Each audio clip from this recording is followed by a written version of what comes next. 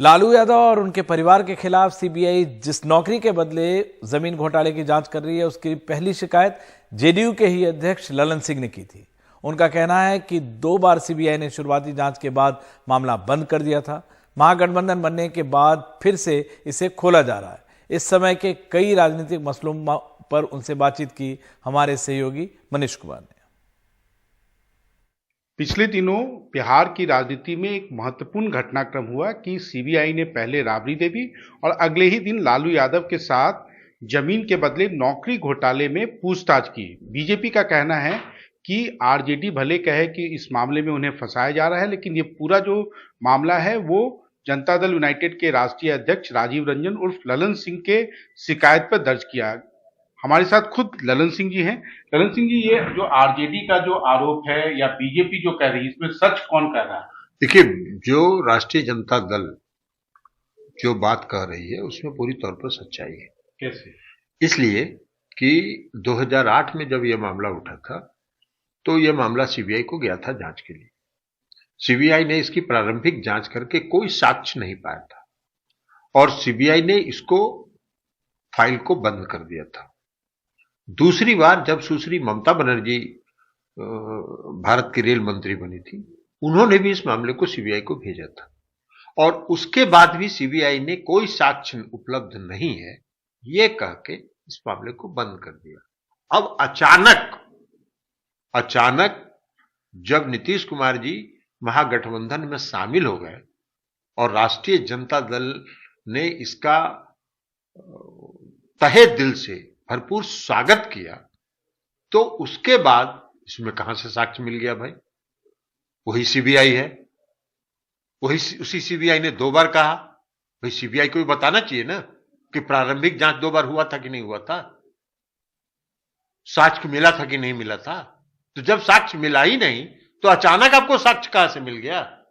आपके अनुसार ये क्यों हो रहा है? इसलिए कि जो इनका जो फितरत है इस सरकार की, केंद्र की सरकार की, जो इनके 3 पालतू तोते हैं, उनका इस्तेमाल जगह जगह करना, अपने विरोधियों को कमजोर करने के लिए, अपने विरोधियों के मनोबल को तोड़ने के लिए जो काम ये कर सकते हैं, उसी का ये परिणाम है। ये हर जगह कर रहे हैं, सिर्फ बिहार में नहीं कर रहे हैं, अलग अलग राज्यों में भी कर रहे हैं। देखिए, पुराने जमाने में राजा महाराजा जब शासन करता था और वो अपने उत्तरदायित्व में असफल होता था, तो जनता के आक्रोश को दबाने के लिए क्या करता था? अपने विरोधियों के आक्रोश को दबाने के लिए क्या करता था? अपनी शक्ति का इस्तेमाल करता था, दंडात्मक कार्रवाई करता था, तंग करने का कोशिश करता था, जेल में बंद करने का प्रयास करता था। तो जो पुराने जमाने के राजा महाराजाओं का जो काम करने का तरीका था, उसी को इस सरकार ने अडॉप्ट कर लिया और उसी के बल पर यह शासन करना चाहते हैं। सकारात्मक बात तो कभी करते नहीं। मतलब आपका कहने का मतलब यह है कि लालू यादव या राबड़ी देवी या उनका परिवार आप लोगों के साथ राजनीतिक गठबंधन का खामियाजा उठा रहा है। स्वाभाविक तौर पर बिहार में जो महागठबंधन बना उसका खामियाजा है,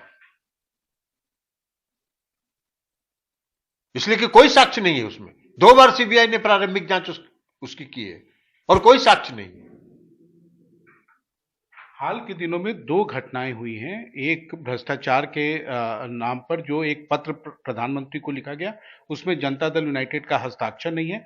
दूसरे, आपके पार्टी के जो वरिष्ठ नेता हैं हरिवंश, जो राज्यसभा के उपसभापति हैं, उन्होंने कहा कि लोकसभा के बारे में जो भी राहुल गांधी कह रहे हैं, ऐसा उन्होंने कभी नहीं देखा कि लोकतंत्र में उनकी आवाज को दबाया जा रहा है। इससे आप कितना इत्तेफाक करते हैं? देखिए, जहां तक पत्र का सवाल है तो मैं अपनी बात कह सकता हूं कि मुझको किसी ने संपर्क नहीं किया था उस पत्र पर हस्ताक्षर करने के लिए।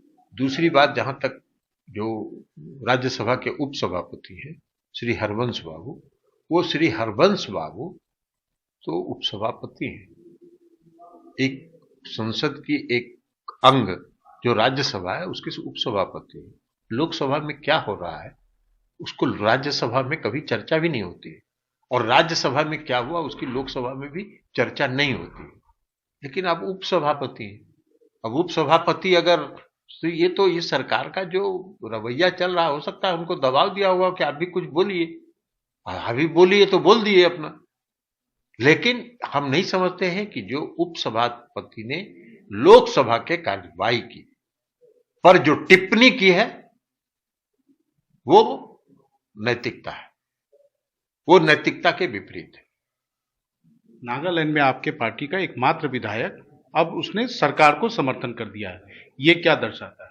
देखिए, कल हमने नॉर्थ ईस्ट में ये खेल भारतीय जनता पार्टी का चलता रहता है। अरुणाचल प्रदेश में हमारे 6 विधायक जीते, 6 को उन्होंने मर्ज करा दिया। तब मर्ज कराया जब हम एनडीए के अंग थे। उसके बाद हमारे 7 विधायक जीते मणिपुर में, उनको उन्होंने ज्वाइन करा लिया। एक नहीं गए अपनी स्वेच्छा से, वो रह गए, अभी भी आज की तारीख में भी पार्टी के अंदर है, लेकिन 6 लोगों को उन्होंने ज्वाइन करा लिया भारतीय जनता पार्टी। नागालैंड में हमारे एक विधायक जीते, उनसे उन्होंने समर्थन पत्र ले लिया। यह नॉर्थ ईस्ट का खेल है। लेकिन नॉर्थ ईस्ट के प्रदेश अध्यक्ष ने भी इस संबंध में इस पत्र में को जो सौंपा गया उसमें उनके साथ थे। यह जानकारी जब मुझको कल मिली और मैंने नागालैंड के प्रदेश अध्यक्ष से पूछा कि आपने केंद्रीय पार्टी से इस पर बात की, तो उन्होंने कहा कि नहीं। हमने कहा हम अभी नागालैंड की इकाई को भंग करते हैं, और कल ही हमने नागालैंड की जो जनता दल यूनाइटेड की जो इकाई है उसको हमने भंग कर दिया है और नए सिरे से गठन करेंगे। हम किसी भी जनता दल यूनाइटेड किसी भी परिस्थिति में भारतीय जनता पार्टी के साथ कहीं भी साझेदार नहीं होगी, कहीं दिखेगी नहीं।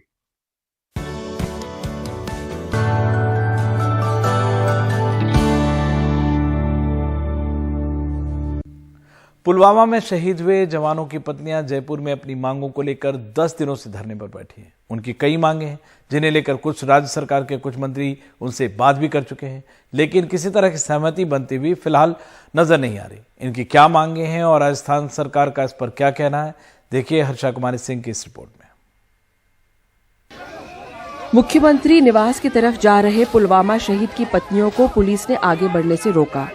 10 दिन से धरने पे बैठी ये महिलाएं मांग कर रही हैं कि उनके देवर को सरकारी नौकरी मिले, गांव में विद्यालय शहीद के नाम हो और एक जगह मांग है कि घर के सामने सड़क चौड़ी हो।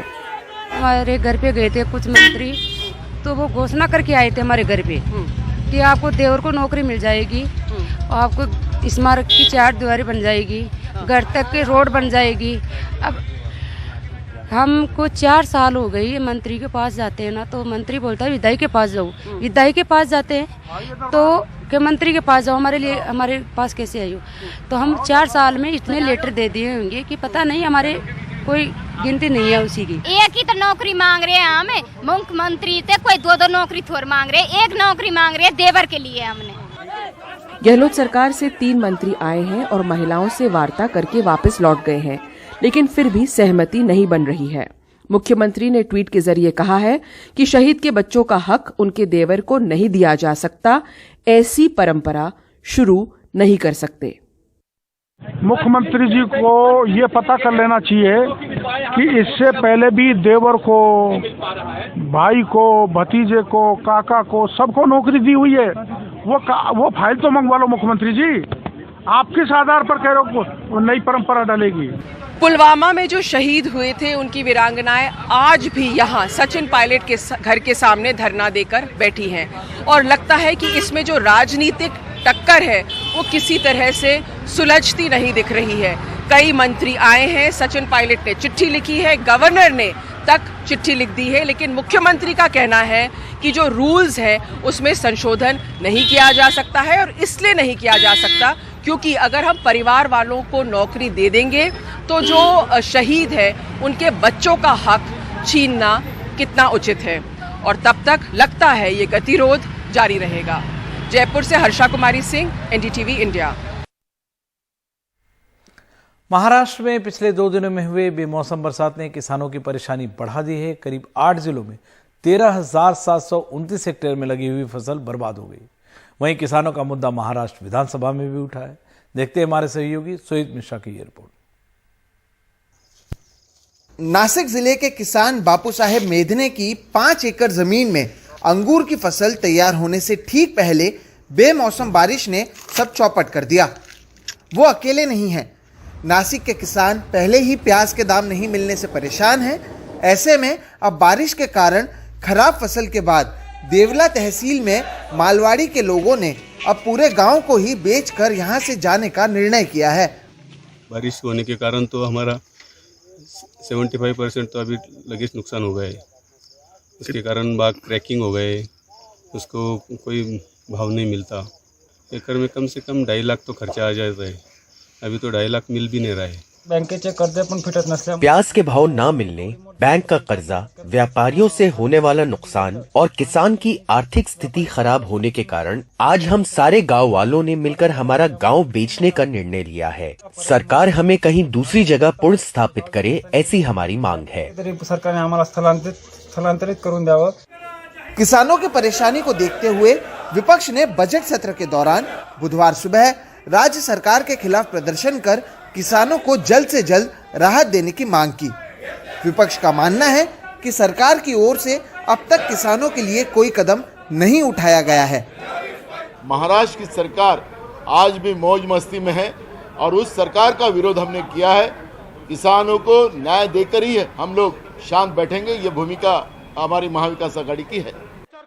विधानसभा के अंदर ये मुद्दा उठने के बाद सरकार ने जल्द से जल्द राहत देने की बात कही। तात्काळ माहिती शासनाने मागवली आहे। सरकार ने किसानों को होने वाले नुकसान की जानकारी मांगी है। अब तक 8 जिलों में 13,729 हेक्टेयर जमीन पर नुकसान हुआ है। इन सभी जगहों पर जल्द से जल्द मदद की जाएगी। सरकार की ओर से प्याज को आर्थिक सहायता नहीं मिलने से किसान पहले से ही नाराज थे। ऐसे में हुई बेमौसम बारिश ने किसानों की परेशानी बढ़ा दी है। सरकार जल्द मदद करने का आश्वासन तो दे रही है, लेकिन यह मदद कितना होगा और कब दिया जाएगा, इसे लेकर अब तक कोई जवाब नहीं दिया गया है। नासिक से किशोर बेलसरे के साथ मुंबई से सोहित मिश्रा, एनडीटीवी इंडिया। बेमौसम बारिश ने महाराष्ट्र के साथ मध्य प्रदेश के किसानों को भी परेशान कर रखा है। मध्य प्रदेश में लगातार तीसरे दिन बेमौसम बरसात और ओलों से किसान परेशान नजर आए। खेतों में खड़ी फसल बर्बाद हो गई है।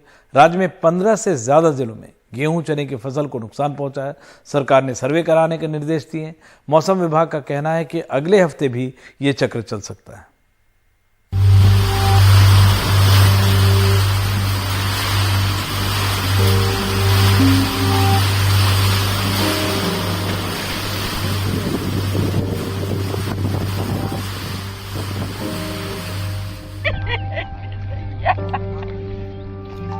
बेमौसम बरसात से 10 बीघे में फसल खराब हुई। पानी विदिशा के रमपुरा जागीर के रहने वाले जगन्नाथ सिंह ठाकुर की आंखों से बह निकला।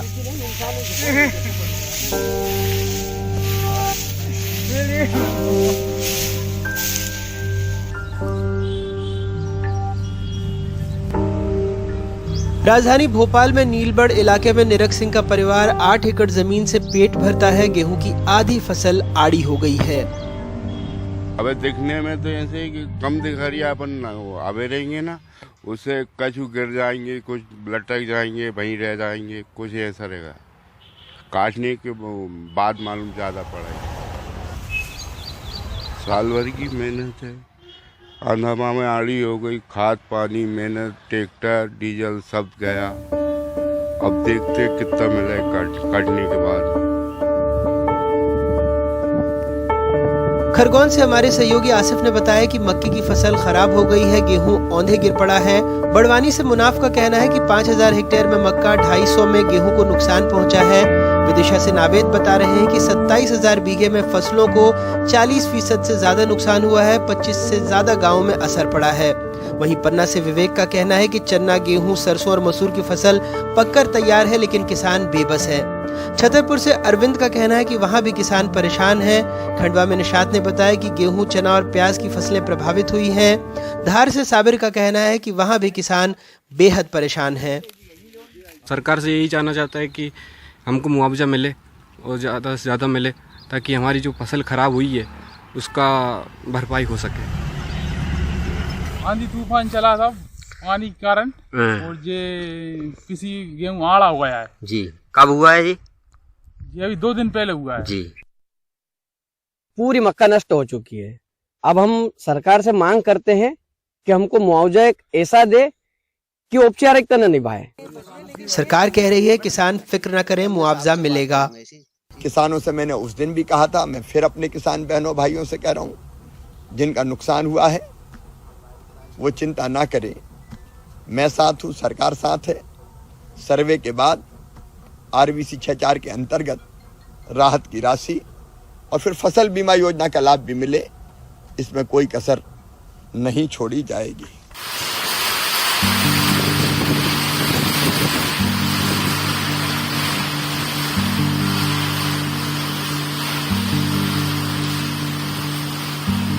हालांकि मौसम अपनी मार से आने वाले दिनों में किसानों को बेजार कर सकता है। मध्य प्रदेश और देश के दूसरे राज्यों में भी हवा और बादलों की नजरें तिरछी ही रहेंगी। जो शुरुआती जानकारी मिल रही है उसके मुताबिक चने की फसल लगभग 40%, वहीं गेहूं और मक्के की फसल 10 से 40% तक खराब हो चुकी है। जानकार ये भी मान रहे हैं कि ओले और बेमौसम बरसात से जो गेहूं की फसल है उसमें चमक कम हो सकती है, दाने सिकुड़ सकते हैं और इससे उसका बाजार भाव 300 से 500 रुपए प्रति क्विंटल तक गिर सकता है, यानी किसानों को बहुत ज्यादा नुकसान। नई दिल्ली से अपने सहयोगी परिमल कुमार और भोपाल से कैमरा पर्सन रिजवान खान के साथ अनुराग द्वारी, एडीटीवी इंडिया।